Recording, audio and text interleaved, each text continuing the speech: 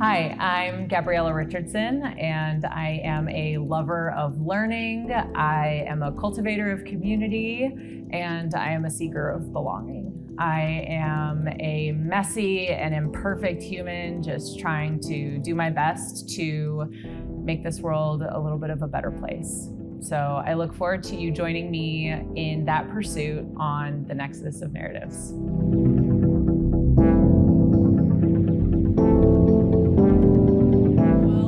Good morning, and welcome to the Nexus of Narratives, Dr. Rick Diamond. Thank you so much for sharing time and space with me. I'm so grateful. I am too. Thank you for asking me. I'm looking forward to it. I'm so glad about what you're doing. So yeah, let's go. Oh, that's so kind. So I met you through Instagram, which is, you are the first person that I have on here that I've met in what I think is just such a funny way to connect with somebody.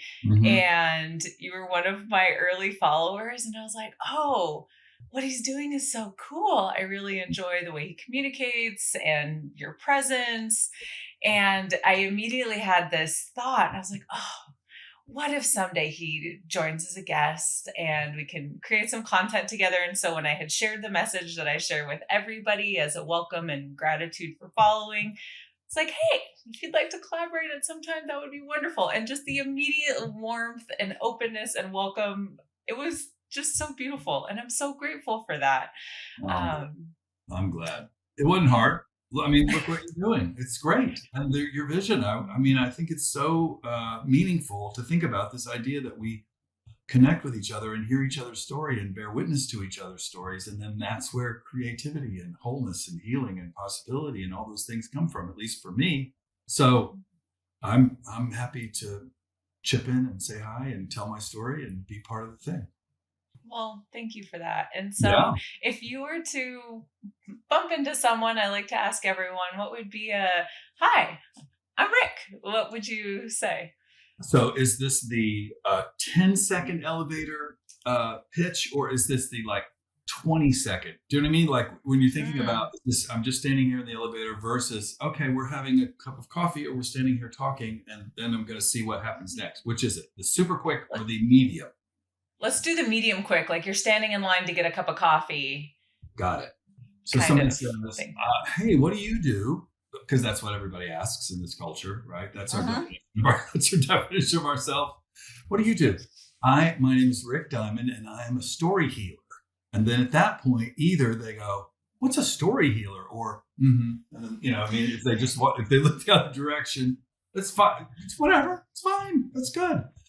So the next thing after, what's a story healer? And I say, what I do is I was a college teacher and a pastor and a consultant and a spiritual director. And I put all those things together and I help people with figuring out the stories that have led them to where they are, and then exploring where to go from there, whether they want to write a new story or they want to throw the whole thing out, or they just want to edit and maybe reimagine a part of it. And I love it. I work with people all over the world.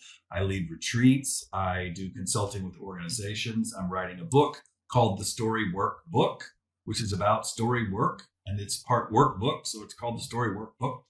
And I'm having a great time. That's amazing. And I'm married to the exquisite Christina Wisdom, and I live in Austin, Texas. How's that? I love that. I love the little cherry on top. And so for someone who's thinking, oh, rewriting my story, this is just a curious question before we dig into your story, is if someone's like, rewriting my story, what do you mean by that? I think what would you say? I think that it's really important for me and for the work that I'm doing. And it resonates for a lot of different people who are either in the coaching space or the consulting space or just the personal growth development space, where people are healers or people are energy workers or people are, people who help with therapy, the whole thing. For me, the piece that is important is for me to understand that everything that has guided me to where I am, my sense of my accomplishments, my beliefs, my worldview, my politics, my beliefs about what's possible, aren't real. it's a story. Now, I'm not saying it's not real in the sense that it does have energy. Every story has energy. Every story has an effect. It has a way that it's at work in the world. Like it does things. But I, this me, this big, beautiful thing that's within me and within you and within every human being, is not the story. It's like bigger than just the story. And so for me, when somebody says, what do you mean change the story? How do you change the story? It's not like saying you're not who you are. What it's saying is, are there things about where you are now that you could look at, that you could think about and think about, does this really fit where I want to be and where I want to go? And how, even if it's something as simple as this is what is possible. And if somebody says, wait a minute, is something else possible? That's changing the story. Mm, that's beautiful. It's as you're saying it like that, the way I think of it is exactly how I present the purpose of the Nexus of Narratives. And so when I share my passion for this work in a nutshell, I say it comes from my belief that as we go down a path of life and we choose what path we go, if we've lived a life, we faced a moment where we were invited to look at our own beliefs, whether they're about ourselves or the world around us. And then we make that decision. Am I going to sink my heels into my beliefs and that's my path forward? Or now I have new information and my beliefs are going to alter and change and evolve. And then I'm going to create a different course. And like, no one better than the other. But it almost feels like I like to dig into that crux and say, I like these stories on the Nexus of Narratives to be about that moment, those moments in life, because I think that's something that we can all share in common. And I feel like that's where it sounds like you do your work. You're like, that's the moment where I show up and I work with people. Absolutely. And And that's so so to cool. track onto what you're saying, for me, part of the work of story work is to do the digging of when you're talking about somebody saying, okay, this is the belief that I have, or this is this concept that I have, and am I going to like really dig in and say that I'm sticking to this, or am I going to let that shift, or am I going to let that evolve? Sometimes it takes a while in the reflection to even know what's really going on. It might be I have to work this much, or I have to be this productive, or I have to meet this quota, when really, 3 or 4 layers down, the story itself, the real belief is I only have worth if I'm tired, or I only have worth if other people are acknowledging how much help. Do you know what I mean? So for me, it's really about doing the exploration. Like, it's like an archaeological dig. We're digging down a layer and then another layer and then a layer. And then we get to seeing, as you were saying, the belief or the concept or the story.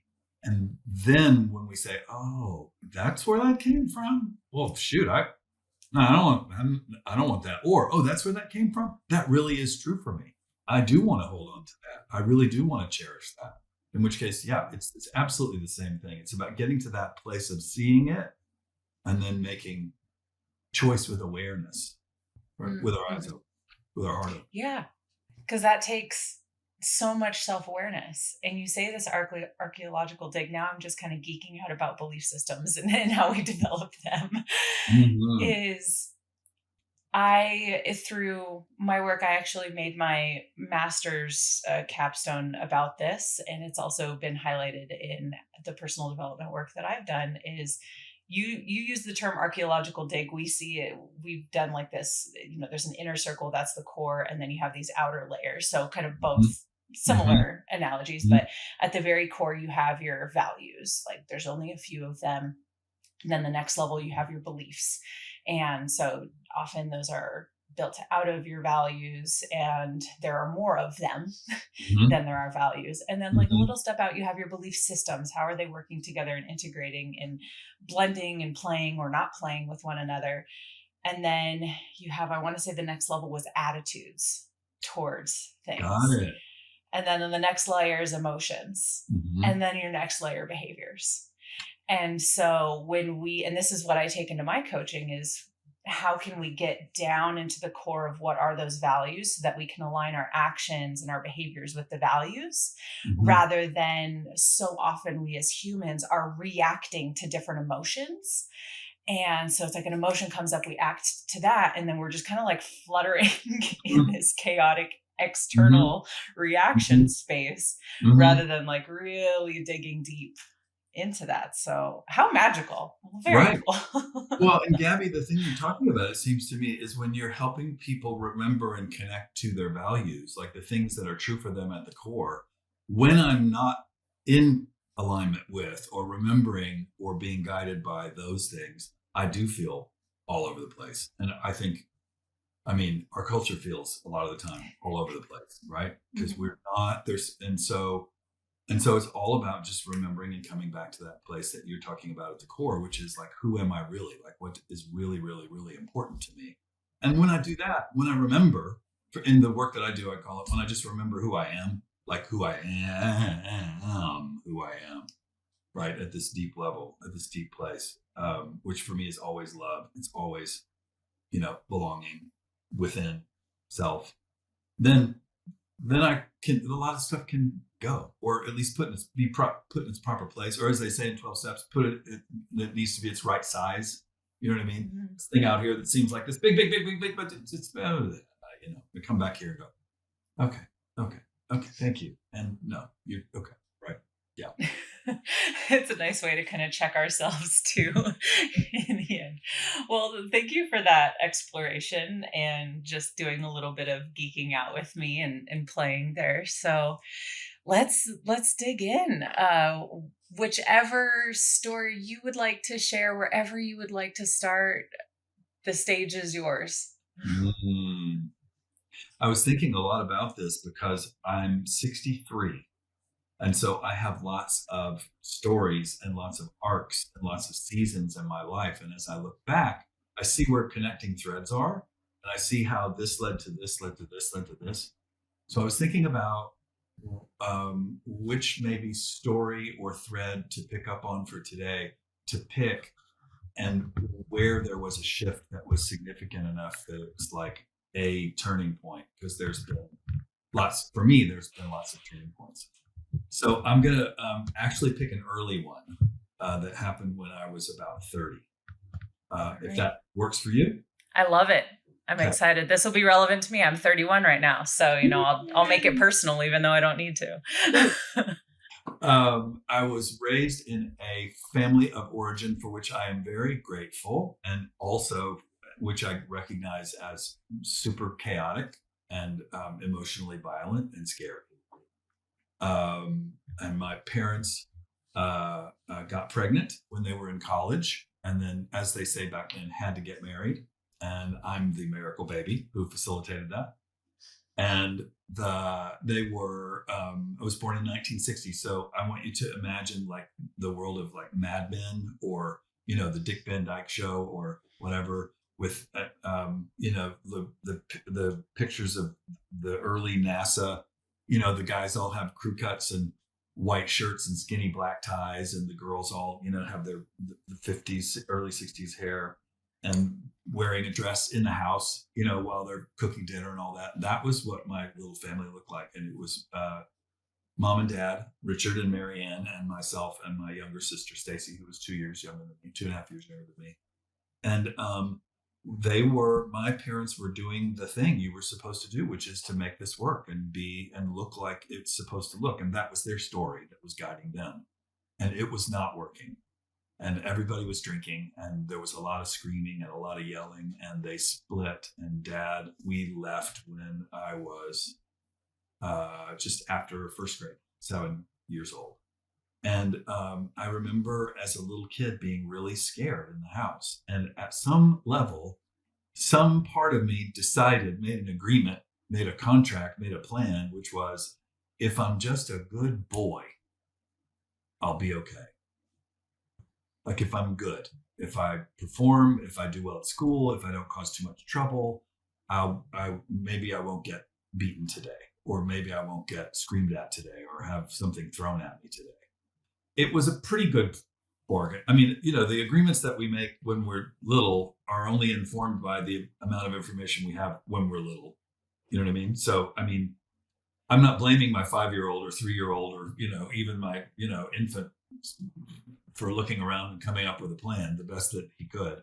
He did great. I honor actually, I keep a picture of my little boy with me to honor how brave he was. And I made a little retablo, a little saint box of a painting of Saint Rick, because, he was amazing. He was brave. He was hanging in there. He was doing his best. And what a beautiful visual for anyone who is just listening. Definitely worth looking at the video for a moment to see that. I need to put a picture of that on my website too, because it's such a, it's such a good affirmation of the core of ourselves, which is so beautiful, that I always want us to go back to the best that we can. And then I went to school and went to college, and Mom was divorced and remarried again, and divorced and remarried again. And I met a nice girl and did all the things that you're supposed to do. And I was a good boy, and I was well behaved, and I was pleasant. And inside, and there was this part of me that we went to church, and I was a good church boy, and I did well enough in school and all that stuff.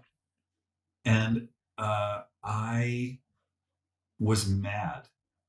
Do you know how it's? I know it's an old movie, but I mean, everybody's seen It's a Wonderful Life at Christmas time. And if you haven't seen It's a Wonderful Life, please go see It's a Wonderful Life. And Jimmy Stewart is channeling, like me, like the feeling frustrated. Why do we have all these kids? Why do we live in this house? Why do I have this life? Why am I feeling so trapped? I find so many people in our culture feel that in one way or another. I did all the stuff I was supposed to do, and I made these bargains, and I got this job, and I made this agreement, and now I have this. And you just listed, I have these kids, or I have this mortgage, or I have this marriage, or I have this divorce, or I have this debt, or I have this and I feel trapped. I feel scared. I feel overwhelmed. This isn't working for me. And my first marriage was difficult. I mean, we were not very self-aware at 20 when we met and fell in love, which happens. And we had some growing and some learning to do together. And we were married for 35 years, and we did the very best we could, raised a son and a daughter who are now in their 30s, and they're lovely, and they live here in Austin, which is great. Anyway, the thing that happened that was a shift which was important in this particular story, was I had done this courageous thing and said, okay, I don't think I believe all this church stuff anymore. And it was like an earthquake. Like I was like, oh, I'm the wildest person. I'm going to burn. I'm in so much trouble now. But there was another part of me, a deeper part of me, that said, but what if you asked a question? Like, what if you really asked the question? And we were going to church, because that's what nice people do in that culture. This was a long time ago, 35 years ago. And we were all going to church, blah, blah, blah. And this pastor that was there, who was a real problem child, it turns out, he's amazing. His name was Lawrence Culbertson. And I were talking about this, and he said, so you're a teacher. I was an English teacher, college English teacher. And I love stories and myths and history. And he said, have you ever thought about the Bible as a book? And I was like, that does not make any, it doesn't make any sense to me. And he said, like with a beginning, middle, and end. And I was like, that is, what are you doing? You guys just quote it and then tell us all how to behave. And it's just part of the culture. Like, isn't that, we're all fish and that's the water? Like, I don't understand what you're saying. And he said, why don't you just go read like the Gospel of Mark as a book from beginning to end, and think about it having a main character and a plot? Because some people wrote it. And I was like, what is happening right now? Like, it was the greatest thing that ever happened.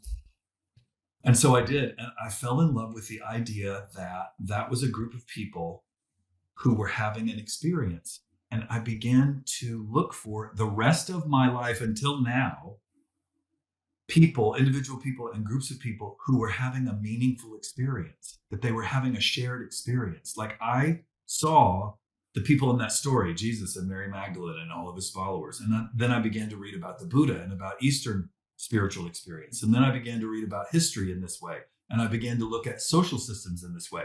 And I began to think about people in a classroom in this way.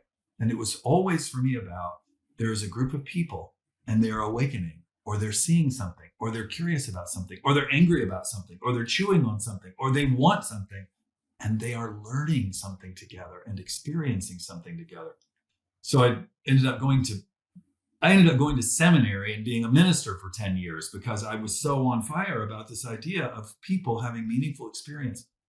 That shift from I'm doing the thing I'm supposed to do and being a good boy and going through the motions and being obedient and being on default to wait a minute, what is in this for me that is life-giving, and what can I pursue that I want to see in the world? Like, how do I want to see this played out in the world? It wasn't about religion for me. It was about something deeper than that. For me, it was about spiritual experience and communal experience. And I ended up having a 30-year ministry career and becoming a spiritual director where I work with people individually and in groups about their shared experience. And I became a community organizer and got involved in work with LGBTQ issues here in Austin and Pride. And I got involved in leading men's retreats and leading retreats for men and women. And I just fell in love with the idea that people have a process. And if they are in it, like if they go into it like on purpose, not just on default, but like if they're entering something to grow, to learn, to expand, then something can happen that can be amazing, transformative, wonderful. And now for the last 3 years, I'm just getting to do this for a living all the time. Oh, how amazing. What I'm picturing is I I feel like as I've continued through life, I feel less that there are coincidences. Mm. And so I will say, by no coincidence, yesterday I was having a conversation with someone, and she said, when I was living my life in the way that I felt like I was supposed to, it's like a rosebud where everything's still closed and still so tight. And it's cute and it's beautiful still. But the magic happens when that bloom and that opening and that expansion happens. Like that's where the magic is. Yeah. And so I pictured that as your moment where you just like really expanded and blossomed. Yeah. Wow. Yeah.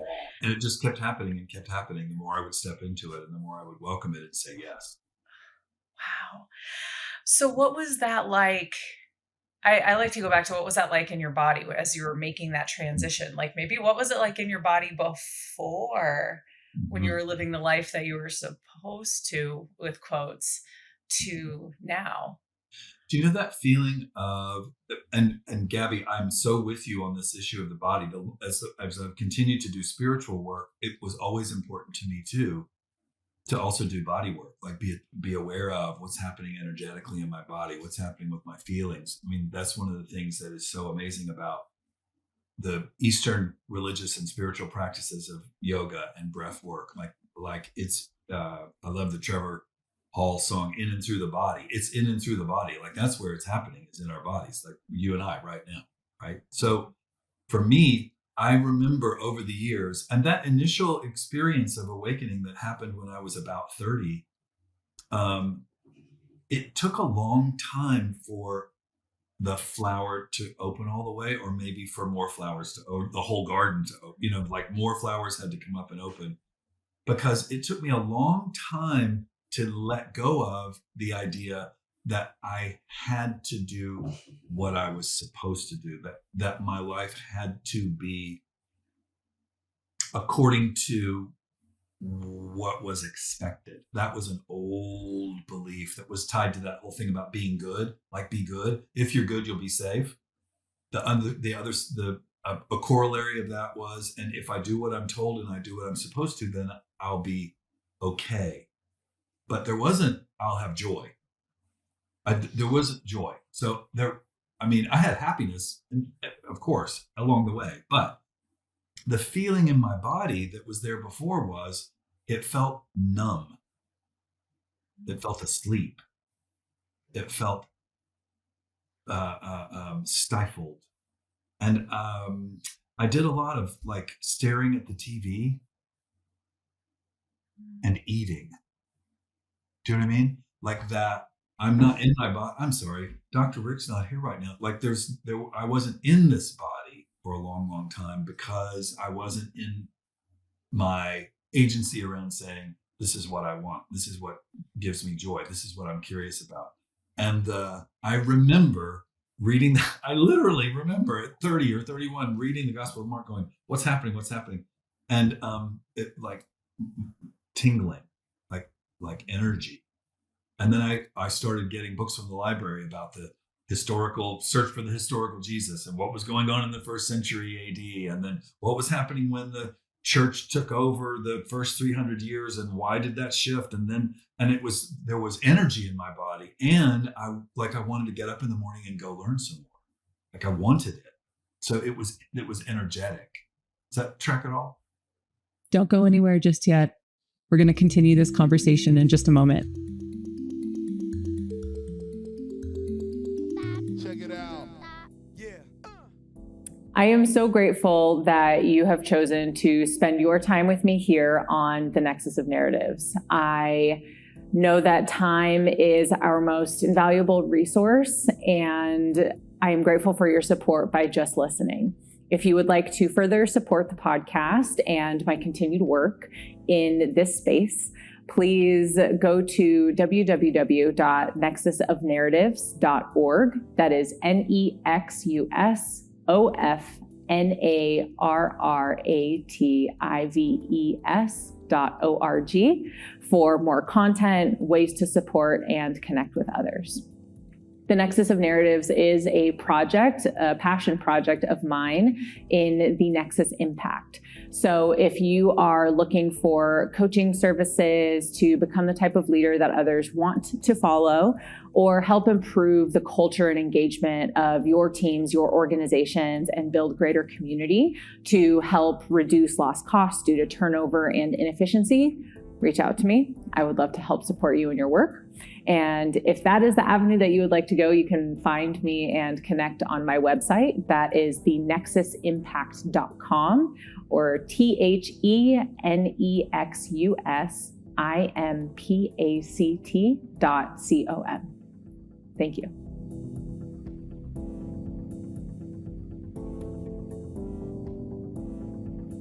Yeah, I think in pictures. And so there were several different like mental imagination animations that happened along the way as you were sharing that. Is one, that there was this cartoon that I saw and I don't remember where it was from, but there are these people and it's all black and white and they're kind of robotic, just like going through life, just flat face, into this thing, out of that thing, go home, kiss the wife, eat the dinner, go to sleep, burp, burp, burp, burp, burp. Yep. And then it was like one kind of broke out and started to see the world differently. And then like this person turns into color and they're painting the walls and changing everything. And all of the other little like black and white robots are like, what are you doing? Stop it. And eventually as people started to like in this metaphor is like wake up in a way and like find that joy and passion and creativity, then more people started to, and then you have this like vibrant, gorgeous scene with these like little animated beings that are very like just excited and vibrant, and like it was so beautiful. So I picture that as your experience. Yeah. Like perfectly, especially because of how vibrant you are right now. And the vibrant lion that you painted in the background, which is so incredible and I'm obsessed with. And then there was this other piece that you had shared where you're talking about this like dissociation of almost like in my experience, what I can resonate with in that is I also did I'm going to do what I am quote supposed to so that I'm accepted and then maybe I'll feel like I'm enough is what it was for me. Yeah. And I'll dig into that in a second, but I remember dissociating a lot in that and just blank staring, nothingness, like drab, and it was bleak. Yeah. To feel like I was just checking the boxes in life. Yeah. And to check the boxes in life of a life that you're, quote, supposed to live that somebody just made up anyways. Yeah. Somebody just made it up. It's just a story. Exactly. It's all just a story and when you frame everything in stories, I'm having these little ahas as well of like, someone is saying, this is your story, culture. Right. This is the character of this story that you're supposed to play. Right. And then all of us are, okay, I guess I'll just go along this path.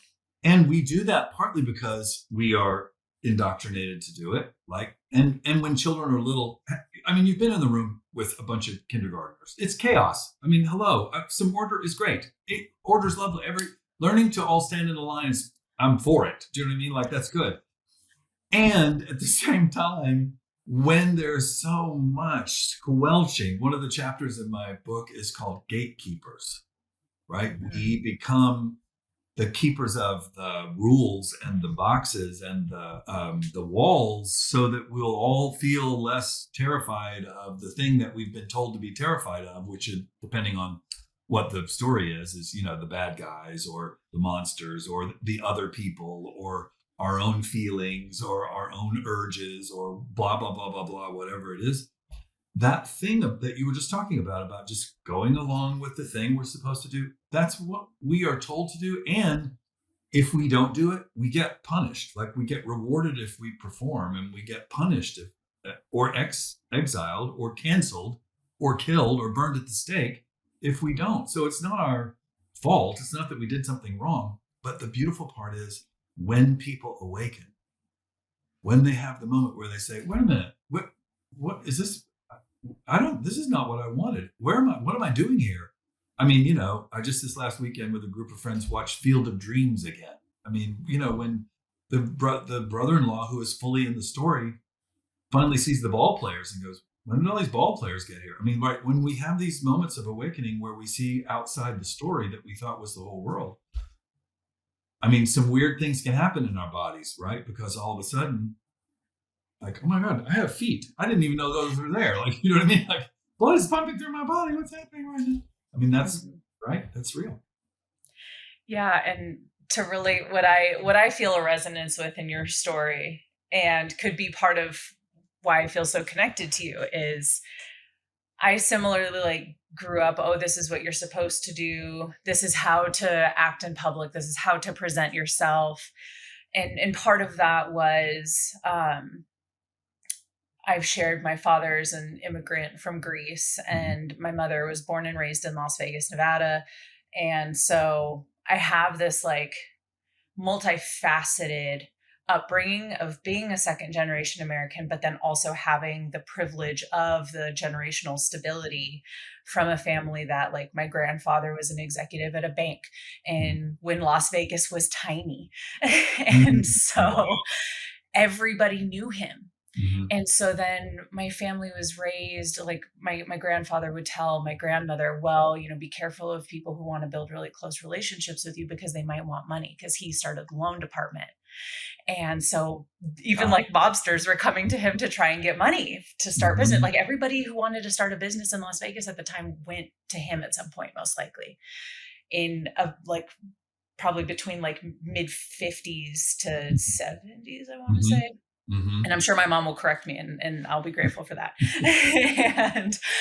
And so there was this sense of there's kind of being like a public facing family and needing to maintain an image. And we are this, we look like this, we present like this, no matter where you go.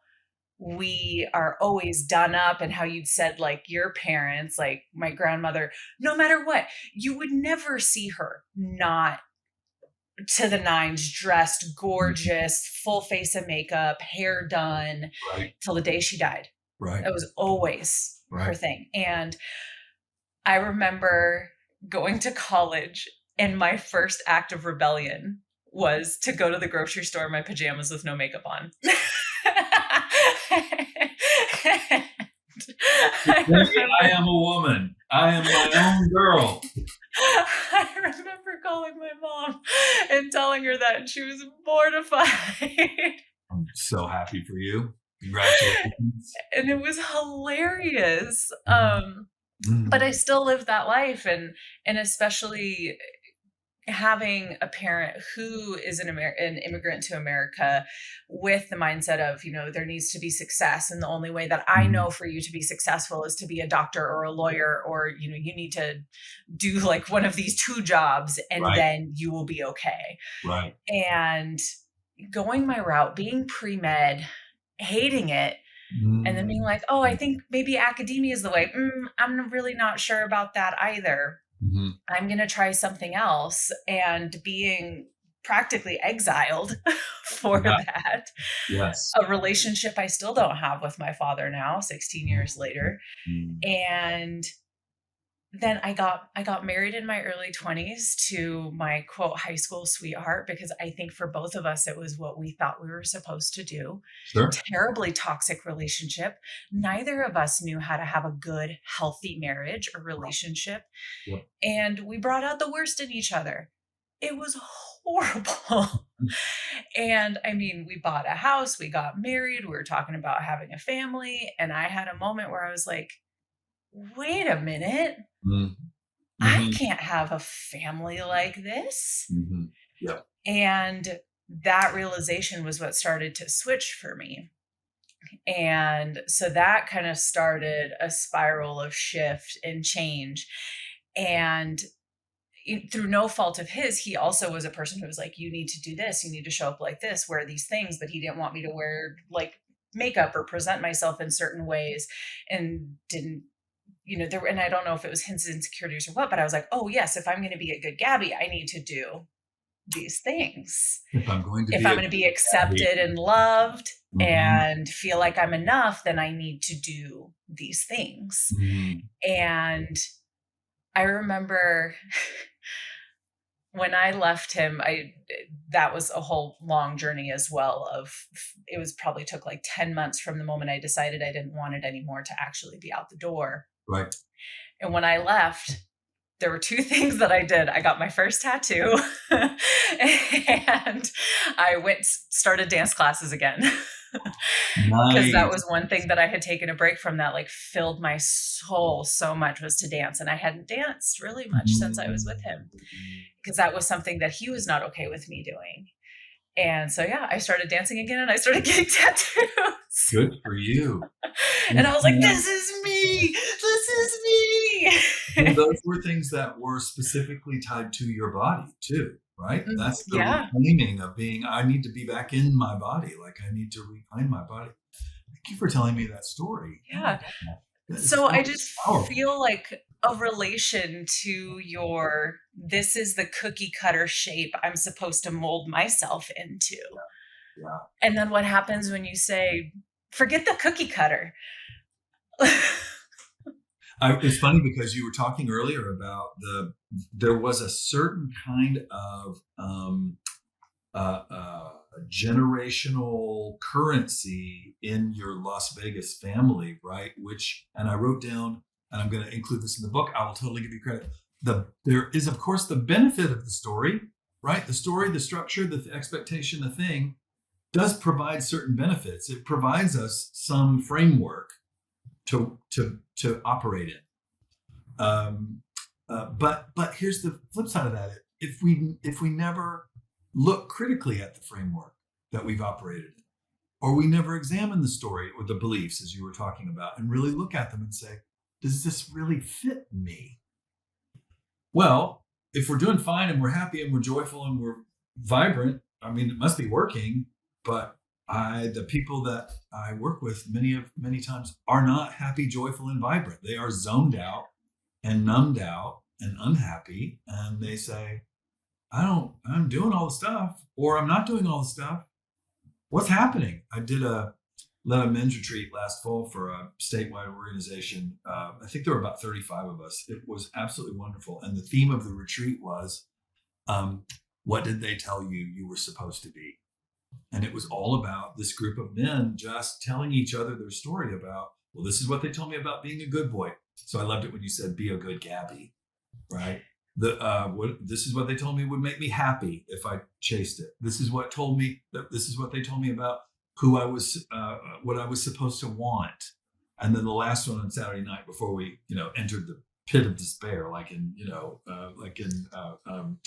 Princess Bride. The last thing was, what did they tell me was a taboo, was a no-no.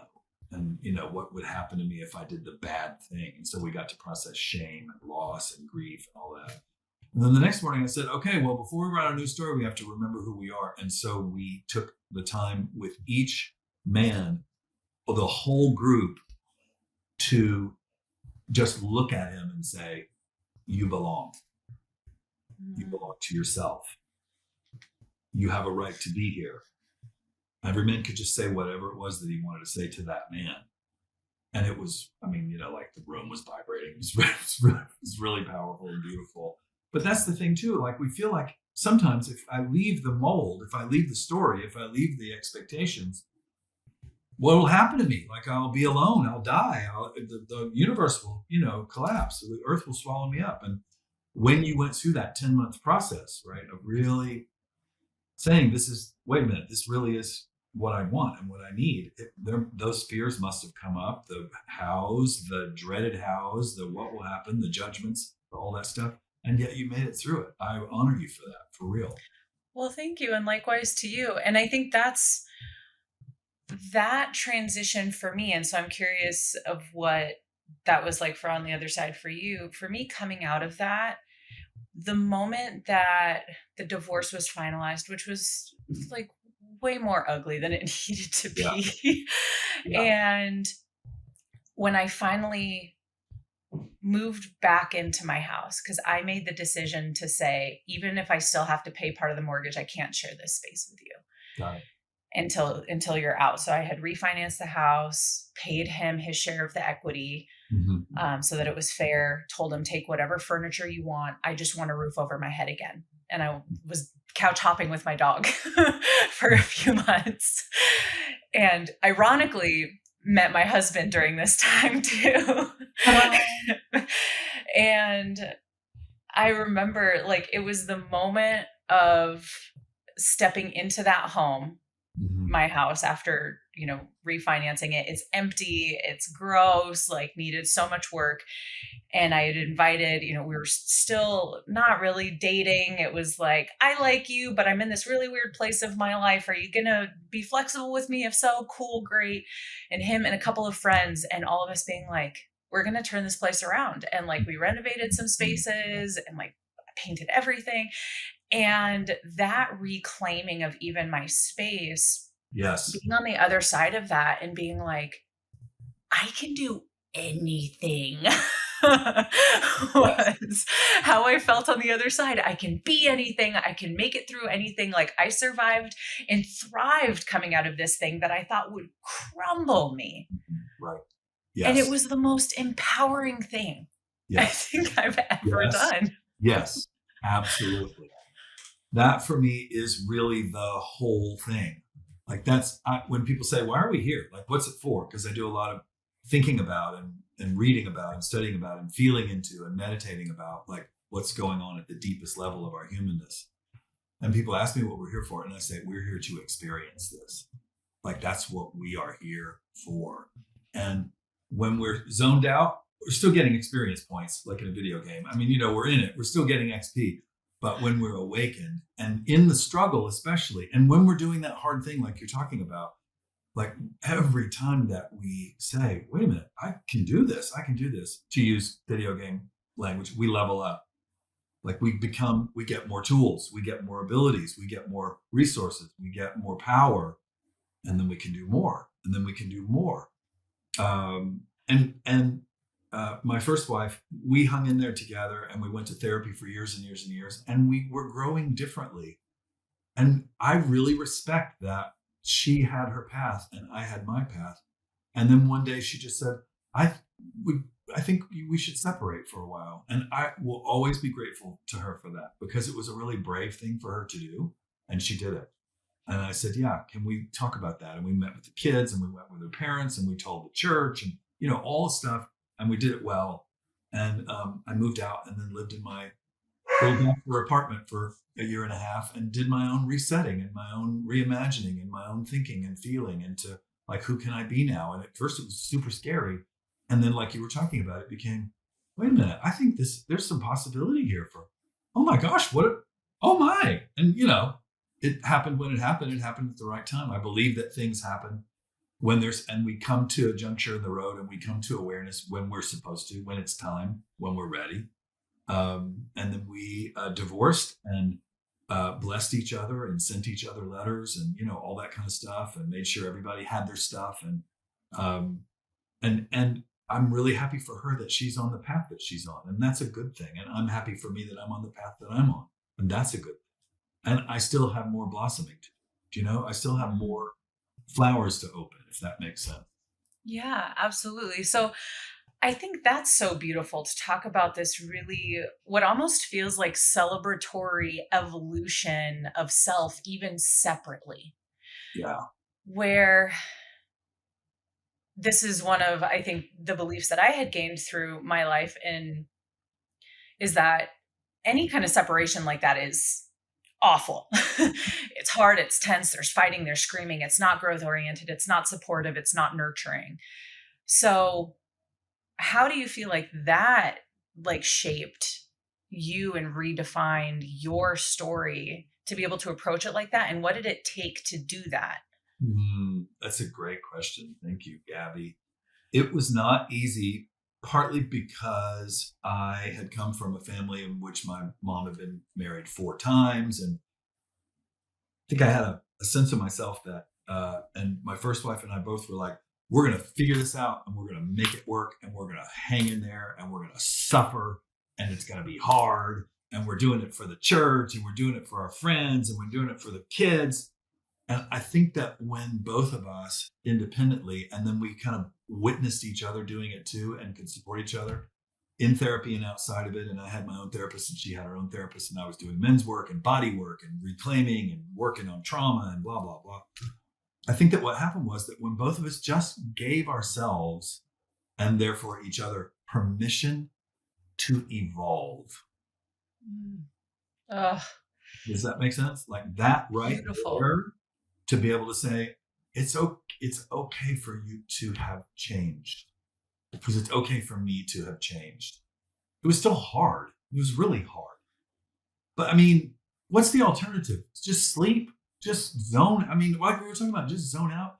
I mean, it's interesting that in the spiritual literature, in the spiritual path, in the spiritual tradition, so many traditions, when they talk about the path of awakening, the path of becoming more fully who we were created to be, to become more human, if that makes any sense. It's promised that it's going to be hard. Like it's not, you know what I mean? Like this is not a, and then I started taking this pill and then I felt super, it's not like all of a sudden everything's just magical. It is a path of death and resurrection, death and rebirth, loss, and then seeing brand new what we couldn't see before. And there is pain in it. I think we try to avoid pain, or we villainize the other person who is causing this pain, or we beat ourselves up. I should be doing this better. Why am I so unhappy? Why do I not have this figured out? Why is this so hard? Maybe this is something that's hard. And that doesn't mean it's bad. Maybe this thing that I'm going through that's hard is really for my good. Maybe this is how I am developing muscle. Maybe this is something that needs to be confronted in me. And maybe this needs to burn, this is hard. And that's good because something can come out of it. That means that I'm leveling up, I'm growing, I'm evolving, I'm awakening, I'm expanding, I'm becoming more fully myself. And that's because evolution isn't easy. Change is not comfortable. So like when I see those moments of discomfort as the most beautiful invitations for growth. Yes. And especially in the personal development space, when I'm speaking with someone, if it's because we're in a group together, I'm facilitating a small group or something, someone's like, oh, this really is uncomfortable. And I'm talking to a friend of mine, he's like, I feel nauseous, so I know that means I need to do it. like, yes, probably. Your body's like, no, I don't want to. This isn't safe. And then you're like, no, but I need to grow. We need to be uncomfortable to evolve and change. That's it. That's it. That's And I it. think about, it's even one of my books up here is The Neuroscience of Change. And it was it was the first course that I took in my master's. And when I saw that was the book, I was like, oh, this is another no coincidence. And my undergrad is in neuroscience. I'm going into organizational leadership. And my first textbook is about the neuroscience of change. Perfect. And it's like our bodies are hardwired to not want to change. Right. Everything in our nervous systems are programmed to want comfort. And so it's like, here's your box, body, here's your box of self-imposed safety. It's not real, right. But right. Our bodies have evolved so much slower than our societies have that our bodies don't know the difference between a bear is chasing you and you're going through some personal transformation that's really good for you on the other side. Wow. Like, our bodies don't know the difference. Right. It's the same chemical reaction. And so when you're like, oh, I'm under attack, I'm anxious, I'm afraid, I'm everything, I need to go inside. Yeah, your body might think that a bear is coming. Right. But yeah, your body doesn't know the difference. So it's up to us to grow and evolve to be able to know the difference and to say, hey, body, you're safe. We're doing an amazing thing. Yeah. Yeah. Yeah. And we can help our body through it. Absolutely. We can help our feelings through it. Yeah. Oh, that's great. Incredible.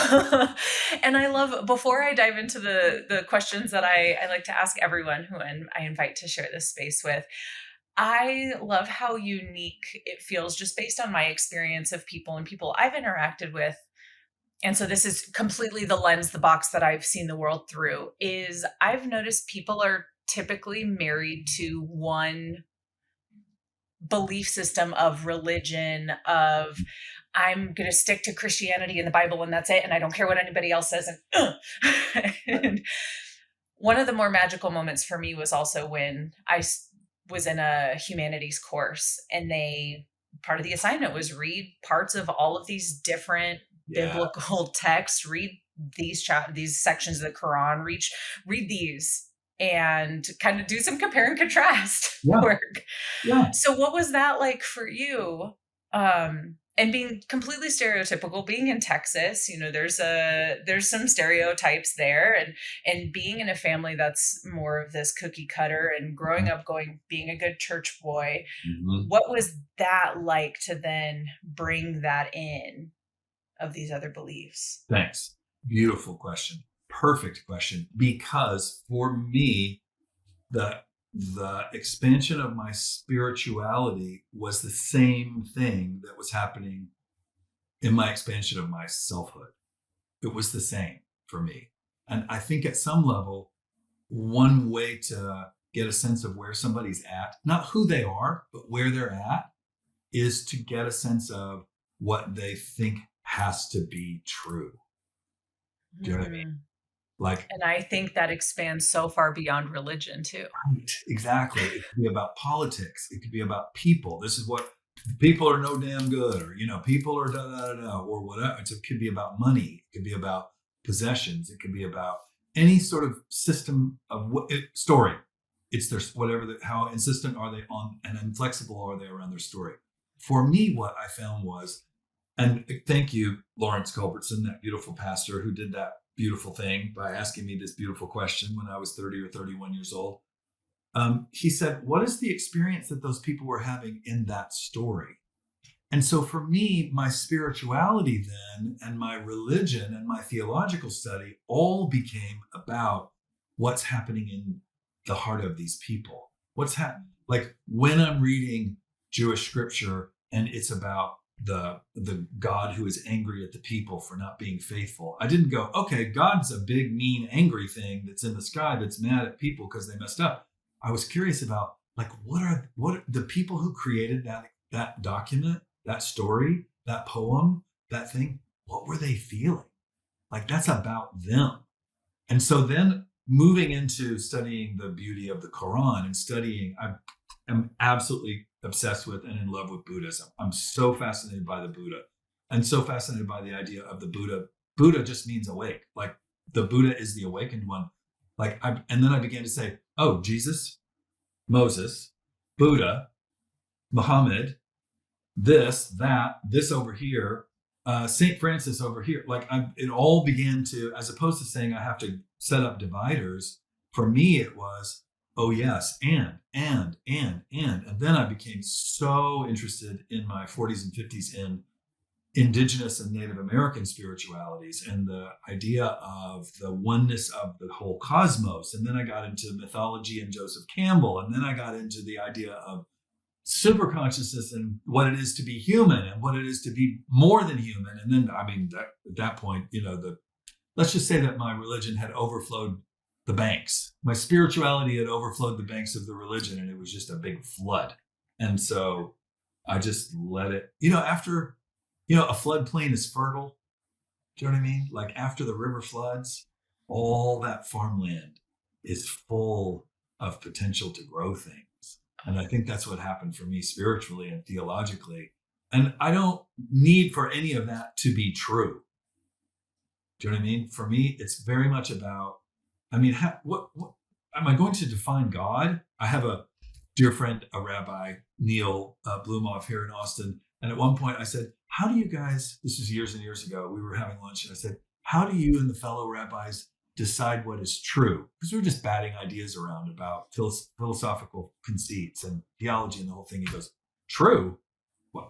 What? He said, do you know what we like to do? We like to argue.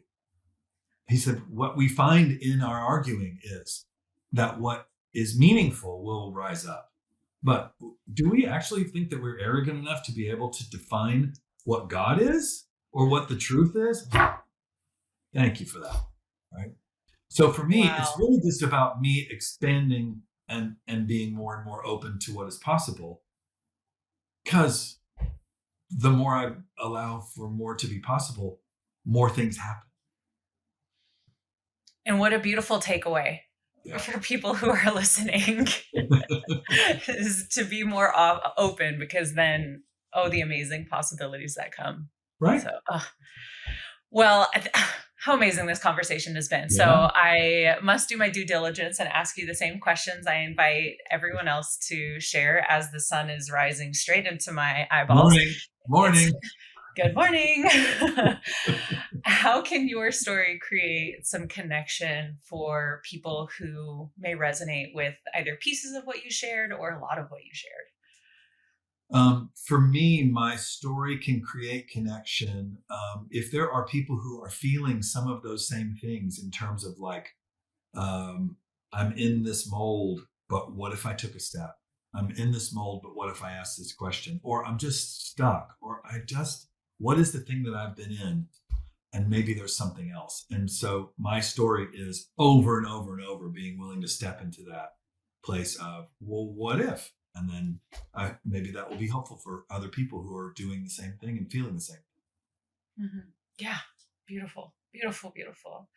And how about if there's someone who is in a relatable place to any point of time from any story that you shared, what would you say to your past self?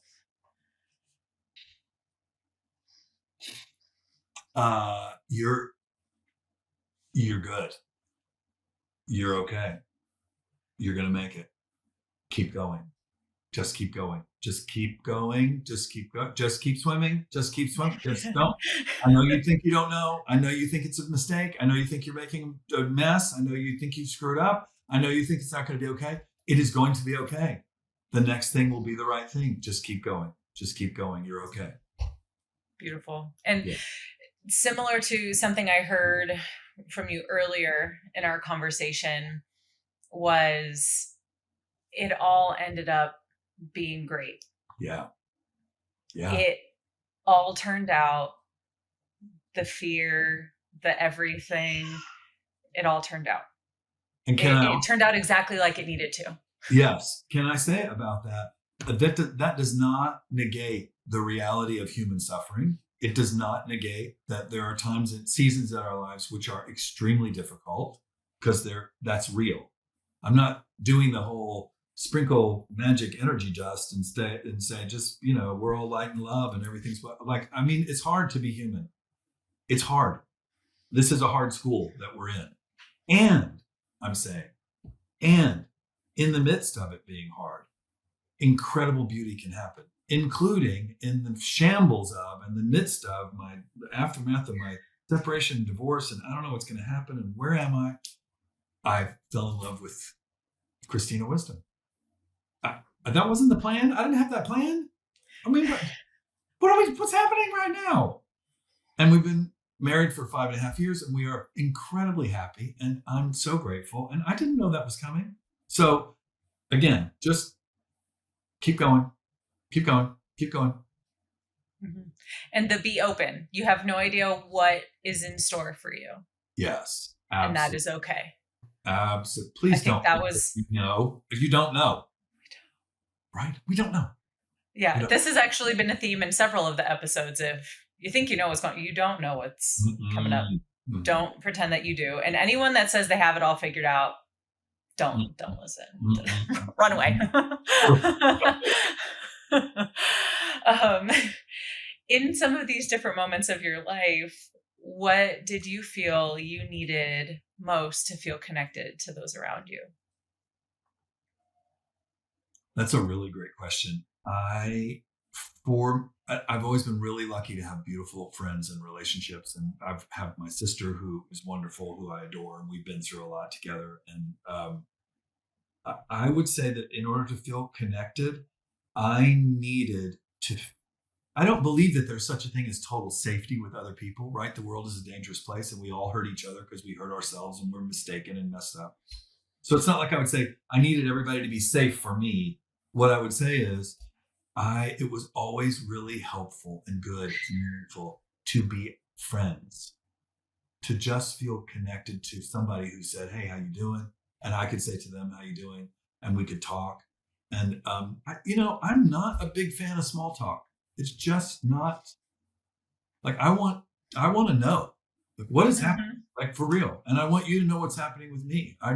Let's get on with it. And so for me, that sense of connectedness, especially when things were scary, especially when things were, I didn't know how they were going to turn out, especially when, there was a lot of seeming chaos, to feel connected to other people meant just knowing that we were together, that we were looking after each other, that there was possibility of not being alone and abandoned. That helps a lot. That safety. Yeah. And it's like, it doesn't have to be completely safe, but an overall general sense of psychological safety, that this person can know and see the real me. Yeah. And that is good. Yes. And I had said, rather than safety, I think it's more about trust. Like, I can trust this person to hold what I'm having, where I'm at. Please go ahead. I interrupted. Mm-hmm. No, yeah, but exactly that. Like, and I think back to a few of the other things that have come up for me as I'm having these conversations with different people. In a conversation I had with my husband, DJ, just to say, this is what Nexus of Narratives is. Mm-hmm. He'd asked me, why is it personally important to you? He said that to me. And I was like, oh, I've been thinking about this. And it's something that we hadn't talked about yet. And what came up for me was like, I realized in all of these hard moments and in difficult interactions, like, I just wanted my heart held. Like, and to know, like, I got you. I see you. I love you. Like, it's okay. And this personal need for unconditional acceptance, because that's what I didn't get with my father. Yeah. And putting these pieces together in that moment, in that conversation, to say, oh, that's why I'm doing this, is actually I'm healing my own wounds. And so here I am. That's beautiful. Here I am saying, oh, can I help the world when I'm really like healing myself in this process too, and hoping that it'll also provide healing and nourishment and support and love and connection for others. It will. Thank you for doing that. So Here's the thing, Gabby. All of us are acting at some level out of our need.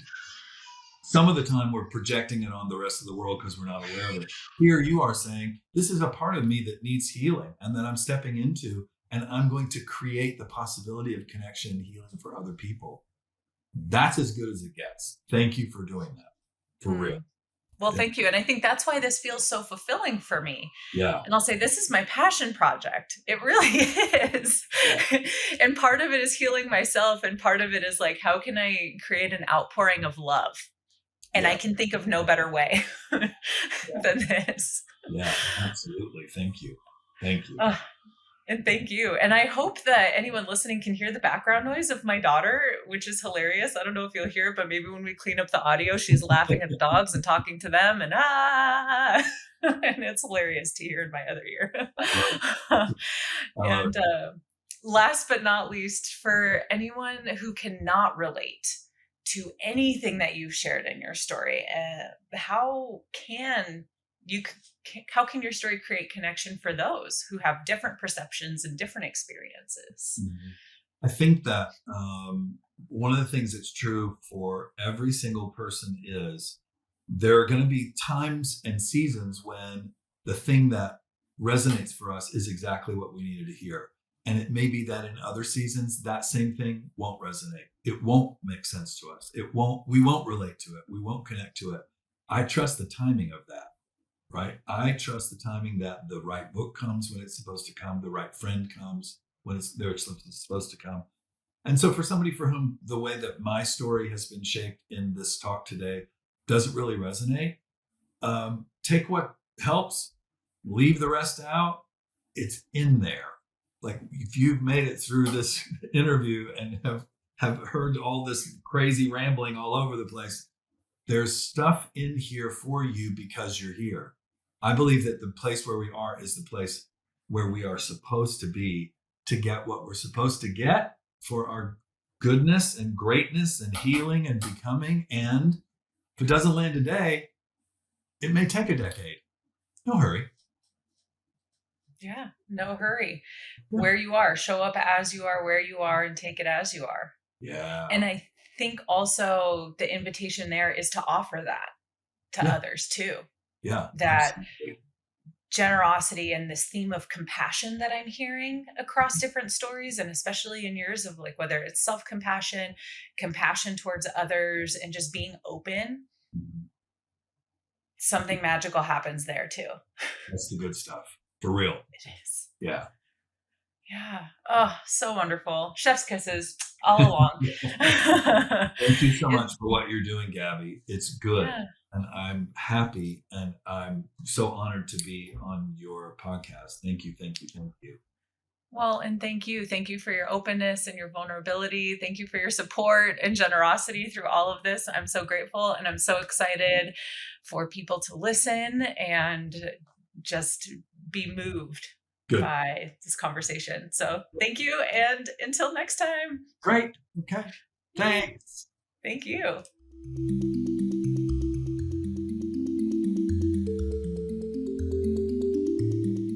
A special thank you goes out to Sparta Media Group for producing this podcast ever so fantastically. So thank you to Jesse and his team.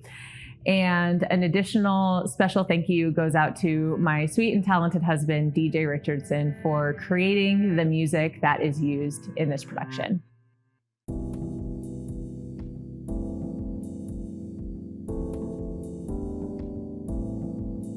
Thank you so much, so deeply for spending your time with me here on the Nexus of Narratives.